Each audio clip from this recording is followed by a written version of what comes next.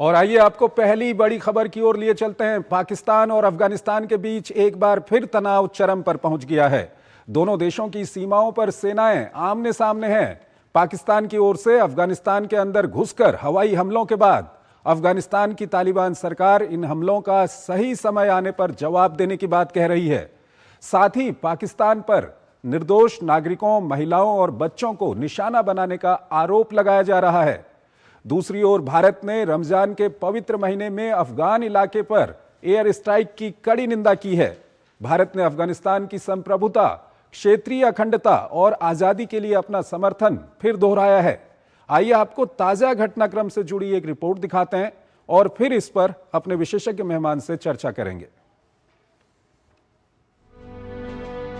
मलबों के बीच अपनों को तलाशते लोग जिसे मालूम नहीं कि उनका गुनाह क्या था। शनिवार की गहराती रात को पाकिस्तानी सेना ने आतंक पर कार्रवाई के नाम पर न सिर्फ बेगुनाहों को मौत के घाट उतार दिया, बल्कि मदरसा समेत कई इमारतों को जमीन दोज भी कर दिया। अफगानिस्तान की सीमा से लगे नंगरहार, पकितका और खोस्त के कई इमारतों पर हवाई हमले को अंजाम दिया गया। अधिकारियों के मुताबिक हमले की जद में नंगरहार स्थित एक घर भी आ गया, जहां 23 लोग मलबे में दब गए। सिर्फ इसी घर में कम से कम 19 लोगों के मरने की आशंका जताई गई है। तालिबान प्रशासन ने पाकिस्तानी सेना की कार्रवाई को सीमा उल्लंघन करार दिया। अफगानिस्तान ने हवाई हमले के विरोध में पाकिस्तानी राजदूत को तलब कर चेतावनी देते हुए कहा कि किसी भी परिणाम की जिम्मेदारी पाकिस्तान पर ही होगी। वहीं भारत ने भी पाकिस्तानी सेना की कार्रवाई को गैर जिम्मेदाराना हरकत करार दिया। विदेश मंत्रालय की ओर से जारी बयान में कहा गया है कि रमजान के पवित्र महीने में अफगान इलाके पर एयर स्ट्राइक की भारत कड़ी निंदा करता है। विदेश मंत्रालय ने कहा कि भारत अफगानिस्तान की संप्रभुता, क्षेत्रीय अखंडता और आजादी के लिए अपना समर्थन दोहराता है। बहरहाल इस्लामाबाद ने दावा करते हुए कहा कि उसने खुफिया जानकारी के आधार पर अफगानिस्तान सीमा क्षेत्र में 7 आतंकवादी ठिकानों और शिविरों को निशाना बनाया, जो पाकिस्तान के भीतर हालिया आत्मघाती हमलों के लिए जिम्मेदार थे।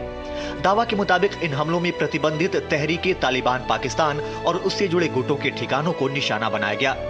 पाकिस्तान के गृह राज्य मंत्री तलाल चौधरी ने हमले में 70 से अधिक आतंकियों को मार गिराने का दावा किया। पाकिस्तान का आरोप है कि उसके पास इस बात का पुख्ता सबूत है कि आतंकवादी हमले ख्वारिज ने अफगानिस्तान में बैठे आकाओं के निर्देश पर किए गए। दावे के मुताबिक पाकिस्तान में हुए हमले की जिम्मेदारी पाकिस्तानी तालिबान, जो फितना अल ख्वारिज से जुड़े हैं, उनके सहयोगी संगठनों और इस्लामिक स्टेट ऑफ खुरासान प्रांत ने ली है। हालांकि तालिबान प्रशासन पाकिस्तान के इन आरोपों से इनकार करता रहा है। अफगानिस्तान के मुताबिक पाकिस्तानी सेना अपनी सुरक्षा संबंधी कमजोरियों की भरपाई ऐसे अपराधों के जरिए कर रही है। दरअसल पिछले साल अक्टूबर के बाद से ही काबुल पर पाकिस्तानी हवाई हमलों और उसके बाद अफगान जमीन पर हुए हमलों के बाद से दोनों देशों के बीच तनाव बढ़ गया। इस दौरान दोनों पक्षों ने एक दूसरे पर तोप और भारी हथियारों से भी हमला किया, जिसमें दर्जनों सैनिक और नागरिक मारे गए। बढ़ते तनाव के बीच कतर की मध्यस्थता से युद्ध विराम पर सहमति बनी। बाद में तुर्की भी मध्यस्थता के लिए मैदान में उतरा। तनाव कम करने के लिए कई दौर की वार्ताएं हुई, लेकिन कोई ठोस परिणाम नहीं निकल पाया। ज्यादा बात करने के लिए हमारे साथ जुड़ रहे हैं मेजर जनरल रिटायर्ड ध्रुव सिंह कटोच, विदेशी और सामरिक मामलों के जानकार हैं। कटोच साहब, बहुत बहुत स्वागत है आपका हमारे इस कार्यक्रम में। कटोच साहब, पाकिस्तान कहता है कि उसने तहरीक तालिबान पाकिस्तान और इस्लामिक स्टेट के जो लड़ाके या जहां से उन लोगों को कंट्रोल किया जा रहा था वहां हमले किए हैं।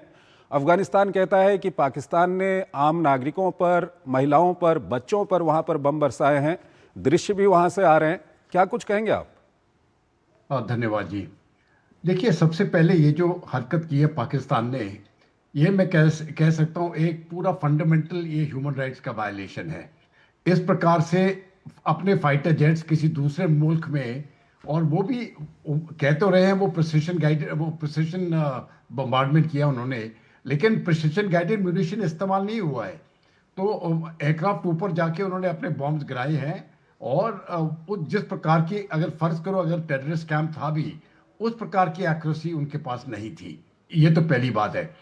लेकिन जिस प्रकार से 7 अलग अलग ठिकानों पे वो कह रहे हैं उन्होंने हमला किया है, इस प्रकार का हमला करना और ये कहना कि जो वहां पर तहरीक तालिबान के ही लोग थे, ये मैं मानने को तैयार नहीं हूं।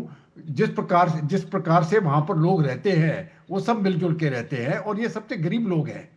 अगर आपने देखा भी होगा तस्वीरों में, वो झोपड़ियां हैं उनकी। और वहां पर जाके उन्होंने मैं समझता हूँ अफगानिस्तान के सबसे गरीब लोग जो हैं, वहां पर उनके मर्दों को, बीवी और बच्चों को भी मार डाला है। और पाकिस्तान क्लेम कर रहा है 70-80 मरे हैं, और हो सकता है कैजुअलिटी ज़्यादा हो। अफगानिस्तान की तरफ से क्लेम्स कम है, और वो कहते ज़्यादा करके लोग जख्मी हुए हैं। इसमें जितने मरे या नहीं मरे उसकी बात नहीं होती है। ये कार्रवाई ही मैं समझता हूँ बिल्कुल गलत है।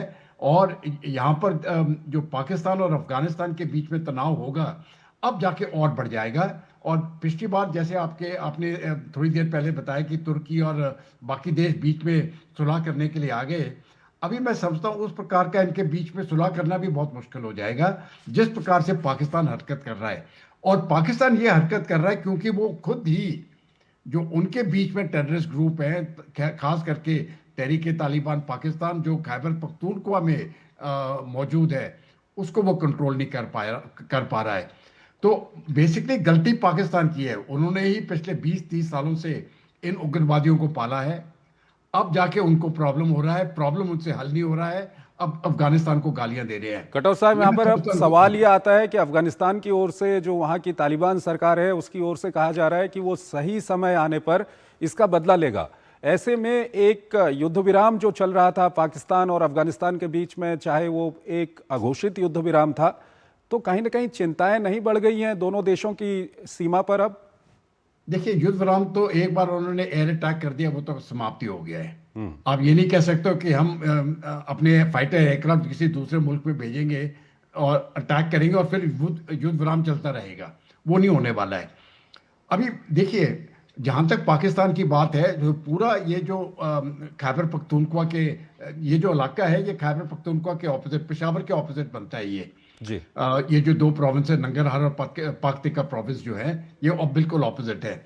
अभी इन प्रोविंस, अगर आप सिर्फ जमीन को देखें तो पूरा इलाका जो है, वहां पर छोटे छोटे पोस्ट पाकिस्तान ने रखे हैं।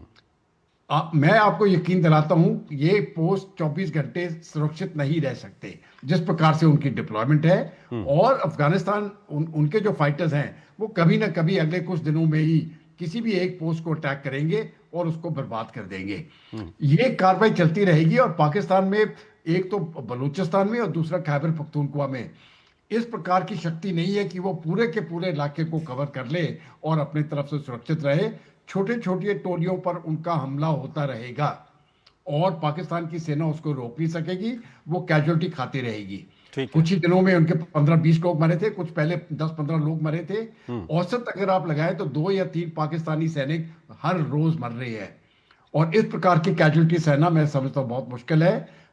जब तक पाकिस्तान कोई पॉलिटिकल तरीका ना निकाले अपने खुद के जो उनके बीच में इंसर्जेंसी चल रही है उसको संभालने की, ये मामला उनका सुधरेगा नहीं। कटौत साहब, अंतिम सवाल ये है कि भारत ने अपनी राय रखी है, भारत की ओर से बयान भी आया है कि वो अफगानिस्तान में जो ये एयर स्ट्राइक की गई है पाकिस्तान की ओर से, इसकी निंदा करता है। लेकिन भारत को छोड़ के हम देखते हैं कि कोई बड़े अंतर्राष्ट्रीय मंचों से कोई बड़ी निंदा इसको लेकर के अभी तक नहीं आई है। ऐसा क्यों?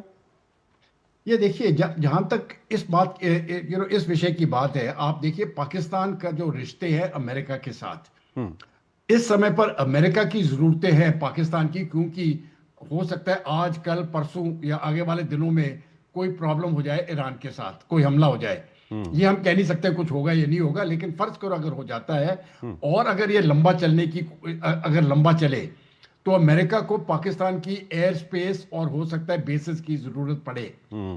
वो अपने रिश्ते पाकिस्तान से नहीं बिगाड़ेगा। बाकी तो अफगानिस्तान में कुछ हो रहा है, ये उनका स्फीयर ऑफ इंटरेस्ट से बाहर जा रहा है इस समय पर।